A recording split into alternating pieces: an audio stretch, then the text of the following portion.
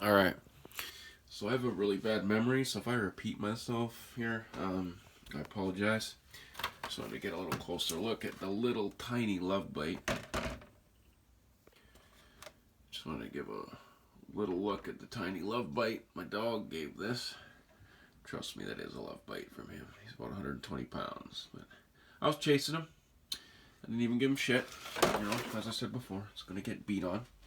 I wanted to show you guys because the main thing I was concerned about was my wiring. I didn't hear for the lights. Try to get that in there for you here. Show you. So the back end of the Blazer, it doesn't come with any lenses or like the front end does, right? It's got the markers and the headlights and totally ready for LEDs. Really easy. Kit came with all the hardware to do it. Done. This one I drilled a couple holes, and then I added some stuff that it came with. What I will do at some point is change the lenses to red or something. Maybe put some reverse lights in. Who knows? But I'm happy, and what I'm really happy is driving through the snow and mucking and rolling, and everything's still tied up there. I want to show you guys these things. I found these at Princess Auto. Sticky, really light aluminum tabs, and you just stick them on the inside of your body, close these, and Bob's your uncle. They're great. I think it was $5 for like 50 of them. And yeah, I was just experimenting with stuff. As I said, I used to do Warhammer builds, nothing motorized, mechanic by trade, so always been into wires and wiring and just kind of doing what I know and, you know, passing off what little I know to make things easier. Anyway, that's the body portion of it. Here's what I've done so far. As I said before, they come with the glued on tires. They're fine. I wanted to put some these bead locks on. I did both ways. I boiled and I used a heat gun.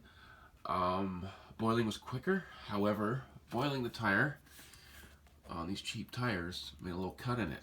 It probably was already there. Maybe it made it more pronounced, but being careful with the heat gun and longer, I was able to get them off a lot easier. But anyway, live and learn. I'll use Gorilla Crazy Glue, and I could probably touch it with paint if I wanted or something, but I don't care. It's fine. Should be getting new rubber soon anyway. But anyway, before I get sidetracked, which I'm apt to do, these are the shocks. Scale-wise, they got no spring on them. They're built in, but they really tidy everything up, and they work really great. I was flying across, logs or tree branches. I had cut firewood like this, thick, and just blowing over them, and no issues. Kept it on the ground really well, especially running that 3S, which doesn't even fit in here, but anyway. Transmission, that's stock. I did the knuckles, Vanquish. I hear lots of good stuff from Vanquish online. This is my first Vanquish purchase, so they told me at the hobby store to tight up those top ones, and should be good to go. My other ones weren't even broken, but they were definitely getting ovaled, the plastic on them, right? Servo's a little weak because you get in deep snow, but I got no problems with this for entry level giver. Like you get this thing, you get a battery and a charger, and you're good to go. I don't know, like the deadbolt or entry level ones. Apparently, there's a lot more plastic to them. As I said, I don't have one. I've got this in the build kit. I'll go over in a second, but I kind of wanted to just go over what I did with the upgrade on the tires and the shocks. The axials come with the light harnesses right out of the speed control. So I put quick connects, and that's how I get my body off. A lot more easier. I'd like to get some smaller connectors. In the world of small connectors, I don't know a lot. I'm learning. I'm used to bigger wires and stuff like that when I'm doing stuff. But yeah, works great. No on-off because it's just straight power all the time. I do have another channel available. That's another thing. Right out of the box, you got another channel, and you get a decent $80 radio. That everyone on these the guys who know a lot more about radios than I do say this thing's really good. So like for the money. So anyway, another channel that I want to put a 2-speed in this so I can run the 2S, have that extra speed. And then, you know, I'll upgrade some small parts. It's like, oh, that's about it. I want to get that 2S in there. And as far as everything else, I might try different motors, but this one's going to be, you know, a little rock crawler one. I'll go over the mud truck I'm going to make on another video. But, yeah, I'm going to just keep making these, see if people watch them. I did these, I can't remember what they're called, you guys will know, but I got them soldered underneath.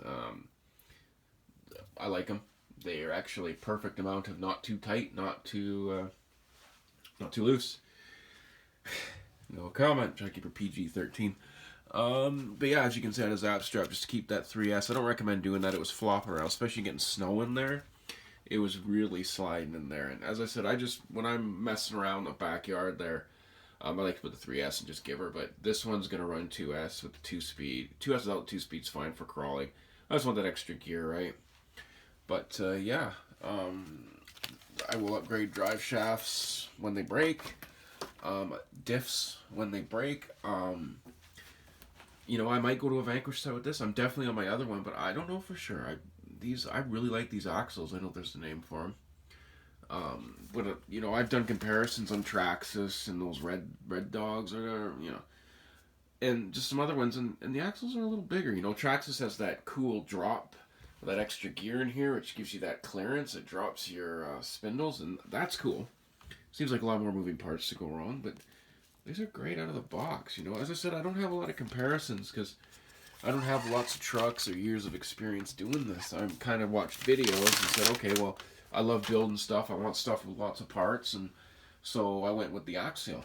And I'm glad I did. I'm probably going to try other stuff, but my main ones are definitely with the Axial ones. But as I said, you know, for what you get, I paid about $500 without the battery, just for the kit, you know, your licensing. But you know, with what you get, like if you got a deadbolt for $3.25 and put this upgrades into it, I think you'd be over that. I think. I wish that they came with the better Axial. Even their build kits, they come with them cheap plastic shocks that leak, you know, second, third time you're out.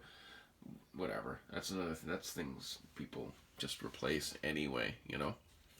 But been having a lot of fun with it, learning. And when I get the course here in the backyard in the spring and the Bobcat in to do it and stuff, I'll be showing all that and hopefully having people over and a few beers and a few puffs and do some driving.